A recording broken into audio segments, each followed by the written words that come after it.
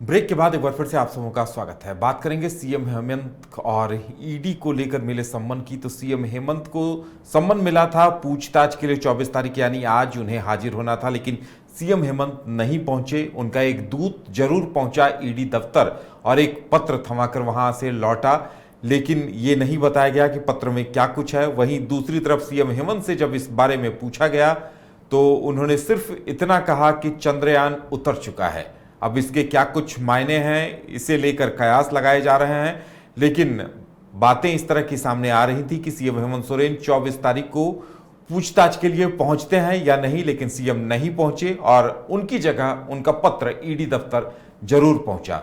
अब इस बात को लेकर चर्चाएं तेज हैं कि CM Hemant Soren supreme court का रुख कर सकते हैं और सम्मन को चुनौती दे सकते हैं। हालांकि कयास इस बात को लेकर लगाए जा रहे हैं। वहीं अब इंतजार इस बात का होगा कि ईडी का अगला कदम क्या होता है। क्या ईडी तीसरी बार उन्हें सम्मन जारी करेगी या फिर अब सीधे अदालत में जाकर इस बात को लेकर आगे बढ़ती है। ये सबसे बड़ा बिंदु है कि अब इस मसले पर क्या कुछ होता है, क्योंकि सीएम हेमंत सोरेन ने एक तरह से टकराव का रास्ता अपना लिया है। इससे पहले जब ईडी ने उन्हें पूछताछ के लिए बुलाया था तो वो ईडी दफ्तर गए थे, पूछताछ में शामिल हुए थे, लेकिन अब एक बार फिर जब बुलाया गया तो पहले 14 तारीख को और 24 को दोनों ही बार उन्होंने जाने से इनकार किया और नहीं पहुंचे और उनकी जगह उनका पत्र वहां जरूर पहुंचा।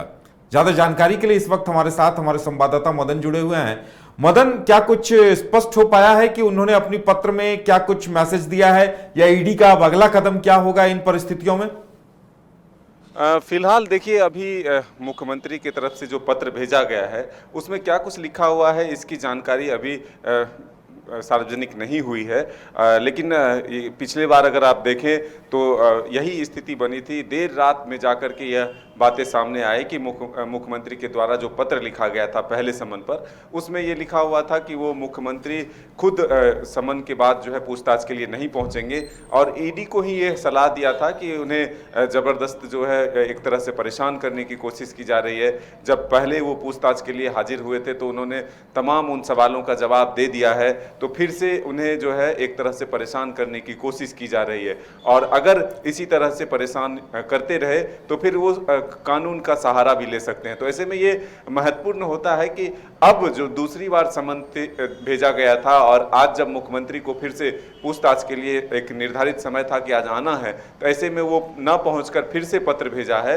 और दूसरी तरफ जो ये मामला आ रहा है कि सुप्रीम कोर्ट के शरण में मुख्यमंत्री पहुंच चुके हैं, तो अब दोनों चीजें एक साथ चल रही है। तो इस पत्र के माध्यम से क्या कुछ ईडी को जवाब दिया गया है और ईडी ने जो पहले पत्र के जवाब में जो दूसरा समन था उसके साथ ही वो तमाम सवालों के जवाब भी भेजे थे, तो उससे संतुष्ट होते हुए मुख्यमंत्री ने क्या फिर से सवाल उठाया है या फिर ईडी को पत्र में क्या जानकारी दी है, ये इसके लिए थोड़ा इंतजार करना होगा कि आखिर जब वो पत्र सार्वजनिक हो या फिर ईडी के तरफ से या फिर मुख्यमंत्री की तरफ से कोई जानकारी मिलती है कि आखिर अगला कदम जो है मुख्यमंत्री का ये होने वाला है, तब जाकर के हम अपने दर्शकों को बता पाएंगे। लेकिन फिलहाल दो चीजें सामने आई है कि आज मुख्यमंत्री हेमंत सोरेन ईडी कार्यालय नहीं पहुंचे और दूसरी तरफ सुप्रीम कोर्ट के शरण में भी पहुंच चुके हैं। लेकिन अगर आम तौर पर देखें तो ईडी का जो समन होता है वो, अगर आप पिछली बार विष्णु अग्रवाल जो व्यवसायी हैं उनके बारे में देखें तो उनको भी 2 समन भेजा गया था और दोनों समन पर वो नहीं पहुंचे थे।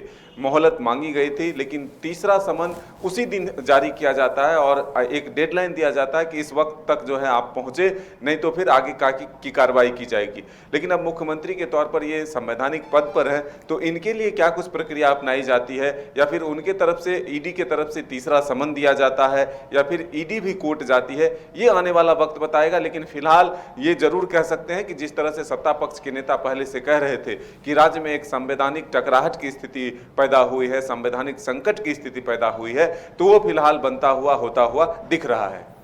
चलिए मदन, इंतजार इस बात का रहेगा जनता को भी और हम सबको कि आखिर क्या कुछ होता है, सीएम अपनी तरफ से क्या बयान देते हैं, उन पत्र में क्या है और ईडी क्या एक्शन लेती है, इस पे भी सबकी नजरें टिकी रहेंगी।